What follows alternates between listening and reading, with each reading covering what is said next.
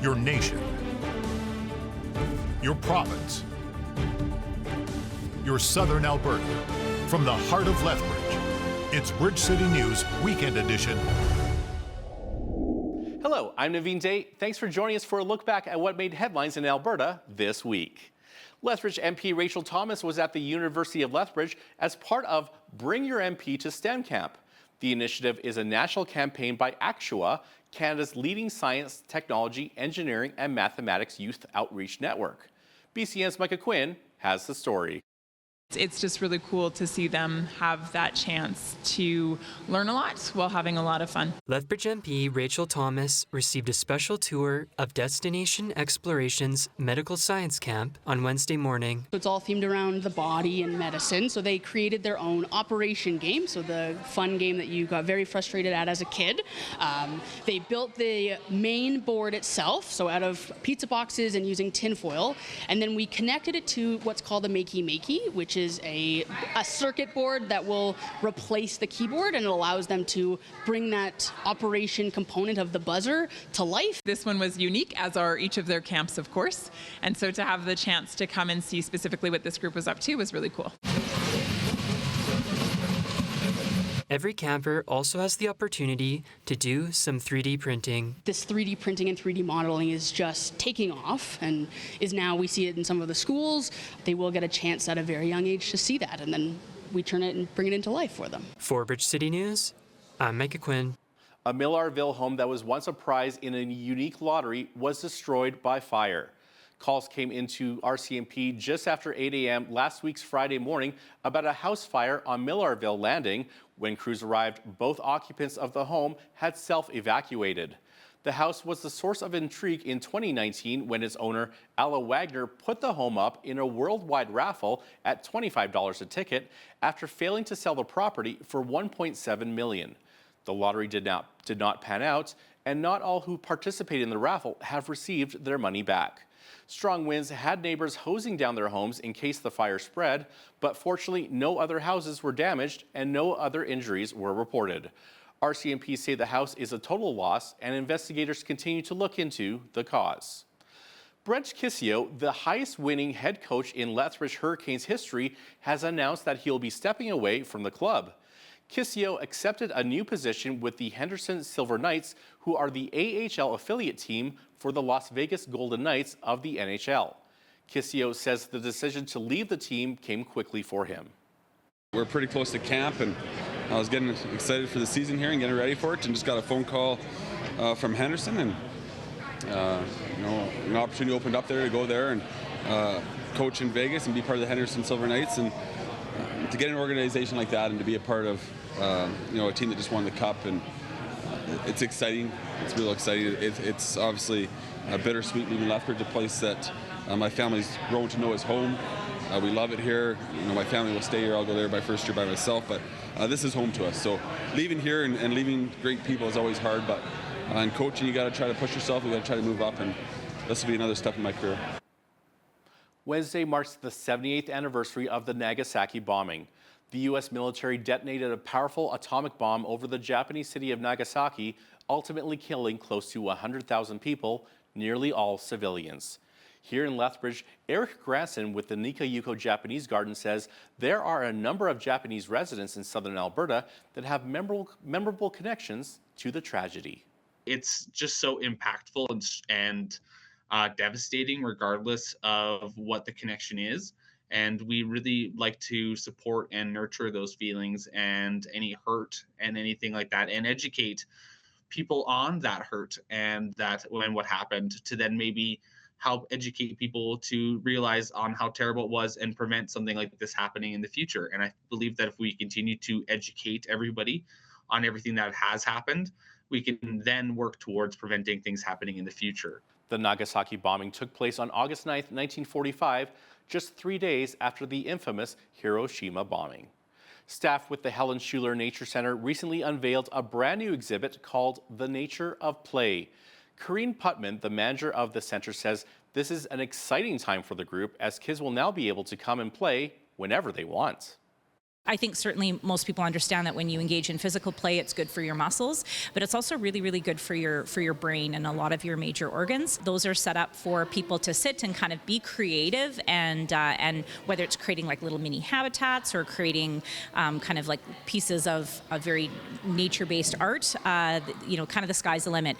When we return from the break, conversation limited by social media and Bill C-18. Our Lethbridge MP Rachel Thomas says the Canadian government was given ample opportunity to avoid what is happening right now.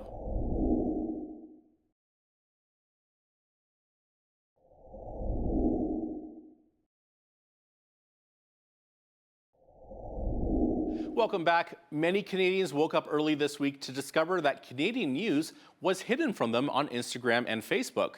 Meta, which owns both platforms, said it would begin blocking news on its platforms in Canada starting August the 8th after the Canadian government passed a bill forcing Google and Meta to pay publishers for contents they link to or repurpose. As an example, here is what the Bridge City News page looks like to those residing in Canada. Lethbridge MP Rachel Thomas has been vocal against Bill C-18 and has made her opinions known in the House of Commons on more than one occasion. Some news outlets have even asked the Competition Bureau to investigate big tech companies over the issue.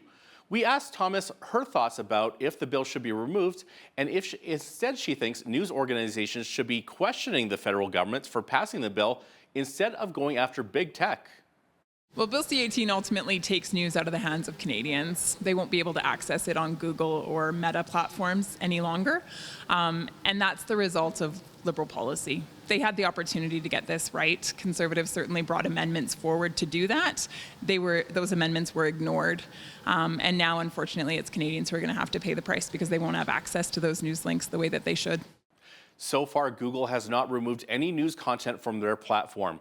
You can still find our news by visiting bridgecitynews.ca by scanning this QR code. And we are still available on our YouTube page and our Twitter page, which is now known as X. An incident involving a teen that was reported missing last weekend, but then safely located hours later, is an example of Canadian media working alongside police forces. Prior to Meta's blocking of Canadian news content, BCN shared a post regarding a youth who was reported missing. The post reached more than 34,000 people and had close to 500 shares in less than a day prior to her being found. RCMP say Meta's decision to remove news links from Facebook and Instagram in response to the federal government's Online News Act will affect the way they relay information to the public. Mounties say they've been working through ways to maximize their distribution of public safety messaging because in the coming weeks, they won't be able to count on local news popping up on social media feeds. We reached out to Coaldale RCMP to hear some more about their concerns. Their headquarters responded by saying social media is used in addition to established methods such as news releases and press conferences to raise awareness, solicit assistance from the public in investigations, and issue safety messages. We advise Canadians to check the RCMP's website for official statements and verified information. Further, we value our long-established relationship with members of the media who are critical partners in helping to keep the public informed of developing issues in a timely manner. Federal Minister of Energy and Natural Resources Jonathan Wilkinson recently made comments about withholding federal funding if electric projects can't reduce their carbon footprint by 2035. Alberta MLA Rebecca Schultz said this is unrealistic. So we asked Lethbridge MP Rachel Thomas if she thought this was a realistic date. I mean, ultimately, when I listen to energy companies that are existing here in Alberta, they're on board with wanting to reduce their carbon footprint. So that's not the issue. They're also wanting to produce energy that Canadians can use and need. And when the government is working against them, which is currently what's happening at the federal level, of course they're going to push back. And so that's what we're seeing. Alberta NDP's official opposition critic for renewable energy says Premier Daniel Smith's moratorium on approving new wind and solar power projects has caused shock and uncertainty for a sector that has attracted more than $4 million in investment in recent years and created hundreds of jobs. Najwan Al-Janed says it appears Alberta is not open for business. This freeze is coming when Alberta needs more low-cost energy supply and is looking to attract new investments to grow and diversify the economy. I I have personally spoken with many leaders in the industry, both incumbent generators and renewable energy companies. No one was consulted. No one saw this coming. All Danielle Smith could have done is consult with the experts and then kept the province open for business. After the break, we will have more provincial news and reactions from Alberta. Can there be a change of attitude toward Ottawa, or maybe the other way around? From the strong push and shove of ideas and power structures to crime and court appearances, you won't want to miss the news that is coming up next. Keep it right here. We are beginning our talks with the federal government, and if we can't get alignment, Alberta will chart its own path to ensure we have reliable and affordable electricity for the people we serve. Why they're dragging their feet and flying above my house all the time. I mean, sometimes I have helicopters that would just stay in air and I don't know, record or monitor or just look around. It's kind of weird.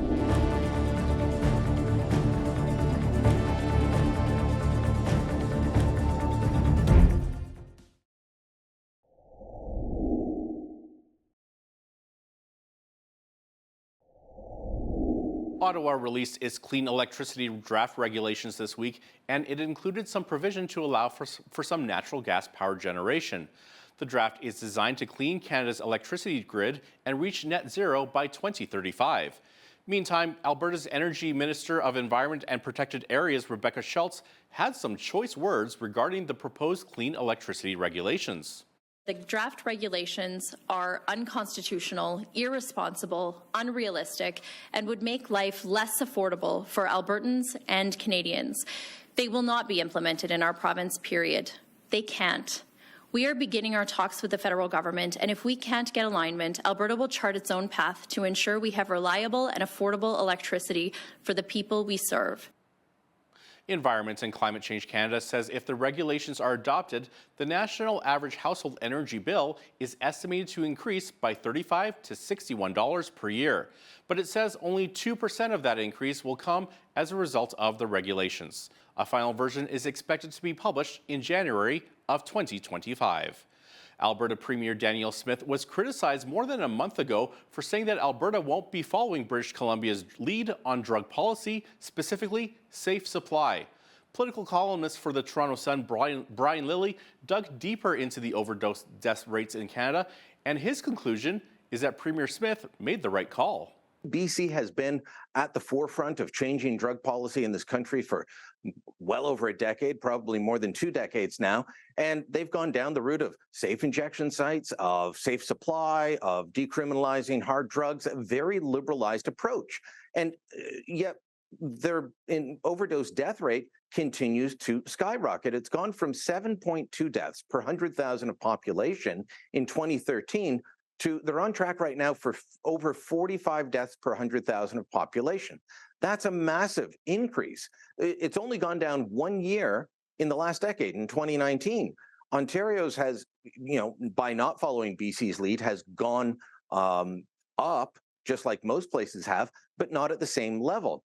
So Premier Smith was taking a lot of criticism, saying, well, your rates are up. Well, BC's rates are up as well. And they've decriminalized drugs. They've done safe supply. They've done all the things that Premier Smith says she doesn't want to do. What they haven't done is what Danielle Smith says the focus is going to be for the Alberta government now, and that is treatment.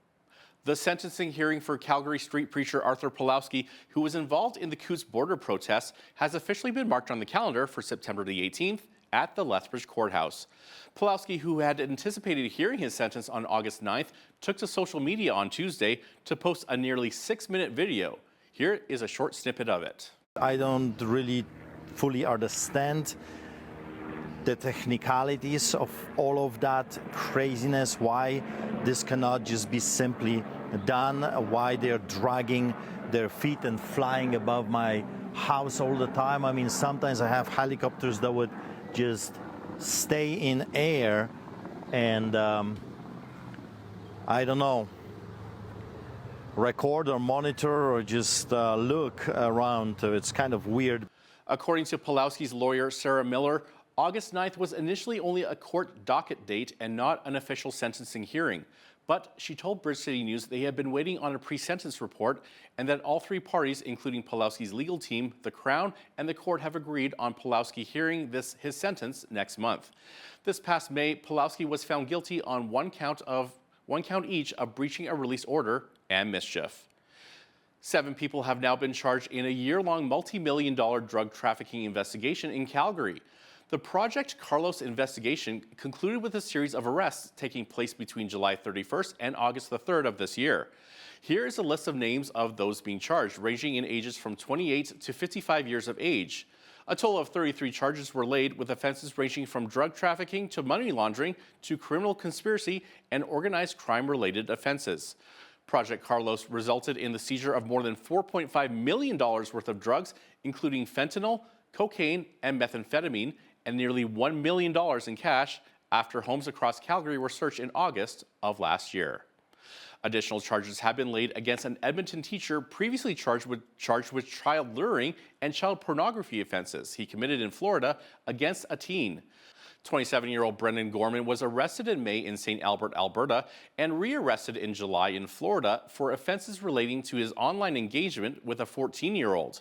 Gorman has been charged with additional counts of child luring, as well as making, transmitting, and possessing child pornography. He's been released from custody with numerous conditions and is scheduled to appear in court on August the 14th. After the break, the Communications Director for Friends of Science weighs in on Canada's proposed clean electricity regulations.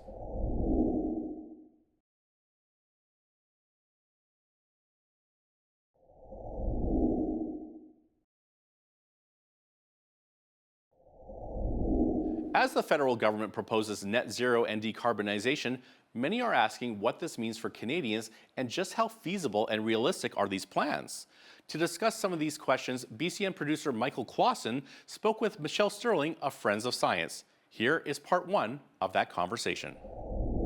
From the evidence that your organization has gathered, do these wind and solar projects that we already have in place help or hinder the people and the economy of Southern Alberta? Well, I would say probably up to about where we were in 2000, 2013 even. You know, we had kind of enough on the grid that it did sometimes fill in a good gap. And I spoke with a few of our retired professional engineers, and they said that they felt that it was contributing power and not putting a stress on the grid at that time. But from that point forward, what's happened when we phased out coal, we lost 1,000 megawatts over 2014 of dispatchable power. That's the kind of power that you can turn up or down. And wind and solar can't do that. They're entirely weather dependent and they're very erratic. So if you don't have that backup of dispatchable power, then you face potential blackouts. And that's a situation that we're in now. That's what happened last fall. We had 7 grid level 3 emergency alerts, which means blackouts are imminent, or they start load shedding where they may have agreements with large industrial users where they would phone them up and say, we're going to cut you off in an hour or 15 minutes or whatever it might be. That company gets paid a curtailment fee, right, from the taxpayer. So it becomes costly all the way around. The other issue is that we're actually subsidizing some of the biggest companies in the world with these power purchase agreements that Amazon and Microsoft have picked up, where, it's actually Alberta and Canadian taxpayers who are subsidizing their bid to look clean and green. Wow. That's a hidden thing that the average person doesn't know or see.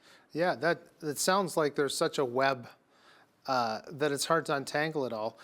So speaking as how we're talking about the grid, can you share with us about the capacity or maybe the resiliency of Alberta's electrical grid now that we have added these variables of wind and solar? Well, if you look in the Alberta Electric System Operator March 2023, which was the 2022 market statistic report, you can see that we have, I believe it's about 12% reserve capability, which is way down from what it was just a couple of years ago.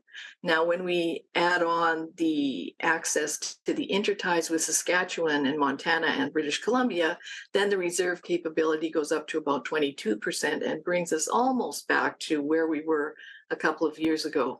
But that depends on weather conditions. Like if it's really cold and dead and there's no wind in Alberta, then Saskatchewan needs to use all their coal power to fire Saskatchewan, and the same for Montana. So you have those regional weather patterns, and we might be able to draw some from BC, but again, it depends. They might need all their power. So, we can't really rely 100% on our neighbors, even though they're very good and we're grateful to them. Yeah.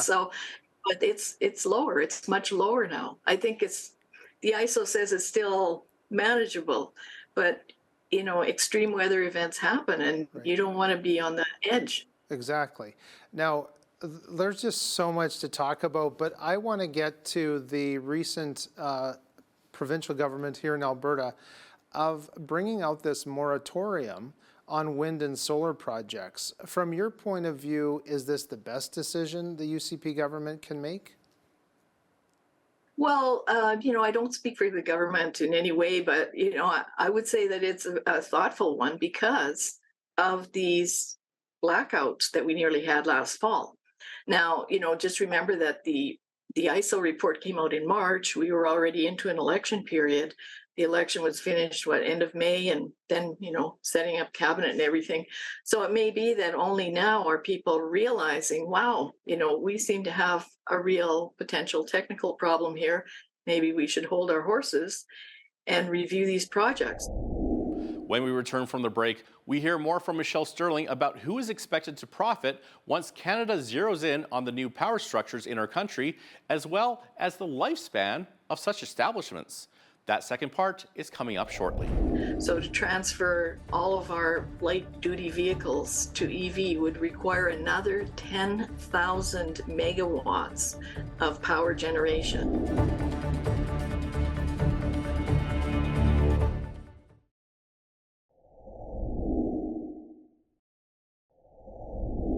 Welcome back. What is the lifespan of a solar or wind project? Could this be the reason the Alberta provincial government has placed a moratorium on building new projects? And why the strong push to net zero? Michelle Sterling shed some light on the financial realities of the federal plan.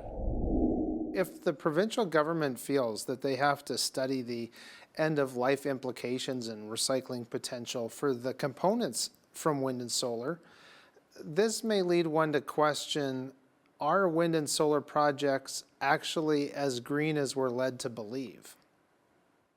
No, they're not. The neodymium mines for the big magnets that are inside the wind turbines, they're mined in China in a place called Baotou, which looks like a toxic wasteland. People there are literally dying. They have, virtually no environmental standards.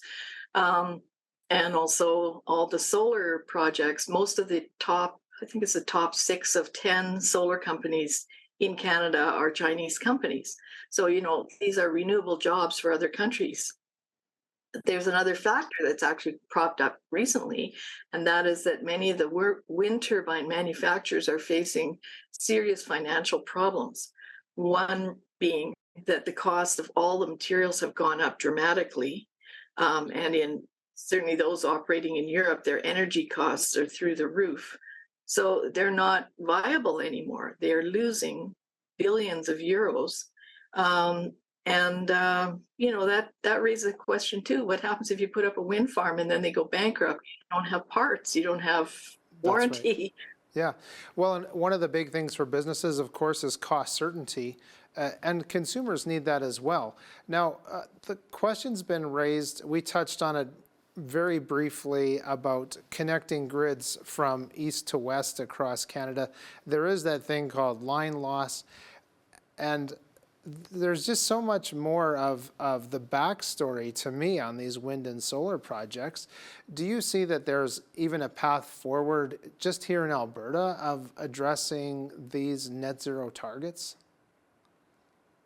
Well, as I say, the only way that would be possible to do that is if you simply declared it free and clear if you just buy credits. So if you go to like the Darkwoods project that Nature Conservancy runs, or the Great Bear Rainforest, and you buy a bunch of tree credits, all these trees are going to eat your carbon dioxide that your plant is emitting, and then you can claim your net zero. But that's just fakery. That's like paying a burglar to go and rob somebody's house down the street from you. Yeah, so they don't rob yours. Right. In your opinion, what kind of budget do you think this would require to meet these targets that we're supposed to start, 12 years from now?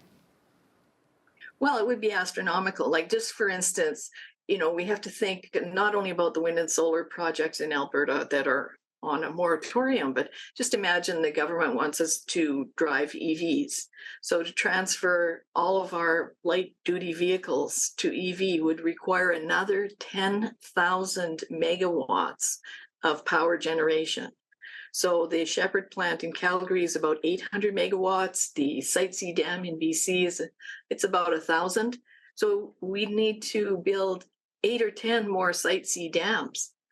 That's now $16 billion in costs, and it's been going on for about 30 years. Or like Muskrat Falls down east, also way over budget.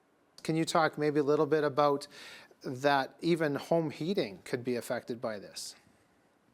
Well, yes, that's one of the things they want to do, is to electrify homes.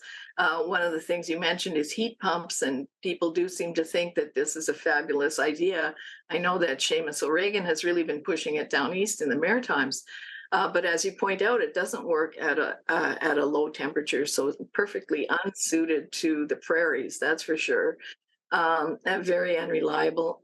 And if we look at the situation between Ontario and Quebec right now, excuse me, Quebec has electrified a lot of homes. They have a lot of hydro, of course, from James Bay Dam. But even in the dead of winter, Quebec has to import natural gas-fired power from Ontario to keep the lights on, because they've now drawn so much power from the grid for heating homes. And they've banned other things there, like wood-burning fireplaces. Energy security is not just about having one source of supply. It's about having options. When we return, we hear from a board member with Lethbridge Pro-Life why pro-life needs to be back in the national conversation. Dwayne Kaneinenbelt discusses the supports for women before, during, and after pregnancy.